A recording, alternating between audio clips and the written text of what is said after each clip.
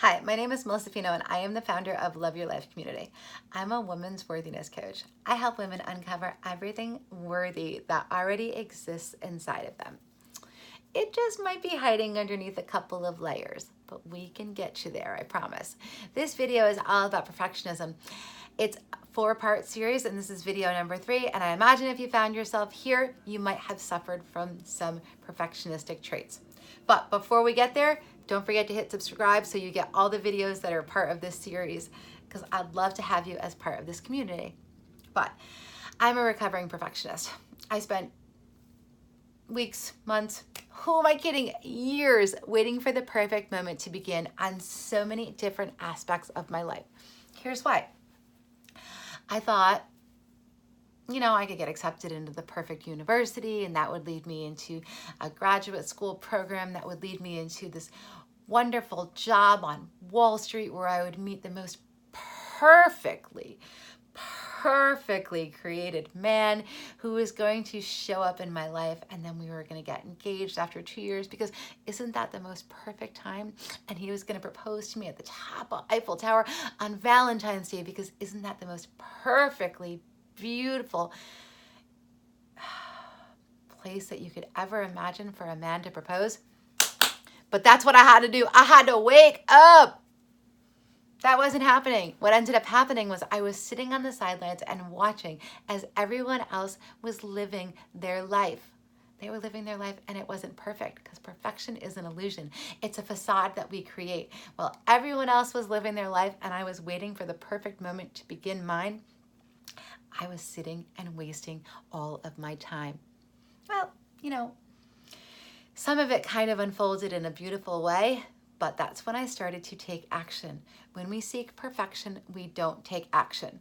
This is my motto, and I actually think that you should write it down and start repeating it to yourself every time you think to yourself, it's not the perfect moment. I just don't have the finances. My family won't support me right now, but maybe if, I waited a little bit longer and told them more about how this is going to unfold and it's perfect for me, and I'm going to take more school courses and everything's just going to be beautiful. Maybe if I convince them the perfect time will come in 6 months. Yeah, that's not going to happen. You got to take action right now. So this is your brand new motto. I'm going to put it up there. When we seek perfection, we don't take action.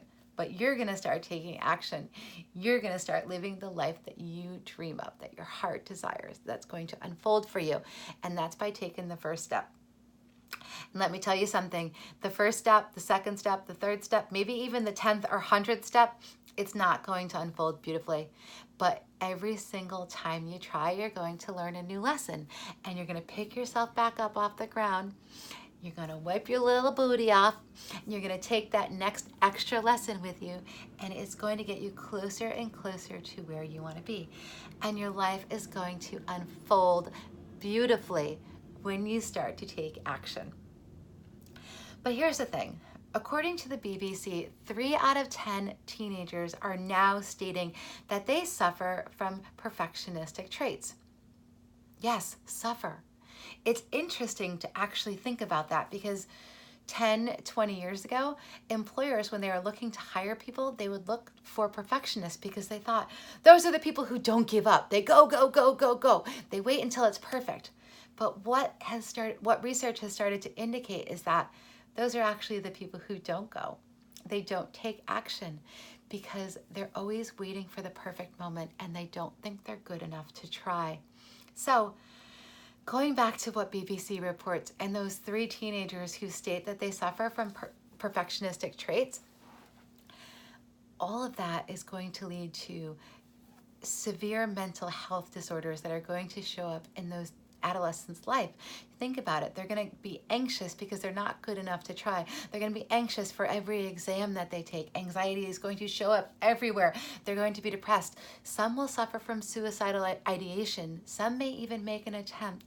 Some are going to socially isolate themselves because they're going to think that they're not like everyone else. They're not like that girl next to them who gets high honors. And those mental health disorders will continue to follow them for the rest of their life because they're consistently going to think that they're not good enough. And what ends up happening is when we socially isolate ourselves, when we develop anxiety, that begins to manifest physically in our body as well. And that leads to different diseases that will begin to show up in our body. So we don't want to seek perfection. We want to embrace the concept of good enough. Good enough was coined by Brene Brown, who is a perfectionistic and vulnerability genius. If you haven't seen her TED Talk on vulnerability, I suggest you watch it, but not right now because you're right here with me and I have to tell you something. I believe that when we embrace the concept of good enough, we can find our purpose. I do. Our purpose is beautiful. And when we take action and we start stepping forward on life's lessons and we begin to learn and have failures and experiences and positives and negatives and highs and lows and ups and flows, we begin to find our reason for being here. And everyone's purpose in life is different, but we don't find it if we're not taking action. For me, my purpose is to sit here with you right now and to help over 1 million men and women find everyday joy in their life. And by doing that, I have to share my story, but I also have to listen. It requires so much listening because when we offer a safe space for other people to feel themselves as they are, wholeheartedly authentic, and no expectation of them being anyone else, so many beautiful things can unfold and we can all learn to love ourselves as we are. But that's where my purpose comes in. But when you embrace yourself as you are, you can find your own purpose as well. So here's the idea. Don't sit on the sidelines waiting for someone else to help you come to understand that you're never going to be perfect. Stop striving for the illusion. Just start taking action. Embrace the concept that you as you are is the most beautiful, authentic, amazing human being that you can be. And I believe in you. I believe that if you just take that first step, you can go to some incredible places. Don't forget to hit that like button so you get the next video. And if you're feeling called to it, you can go over and join me at Love Your Life Community, and then you'll be a member where you'll get Thursday love letters. Love you. Bye.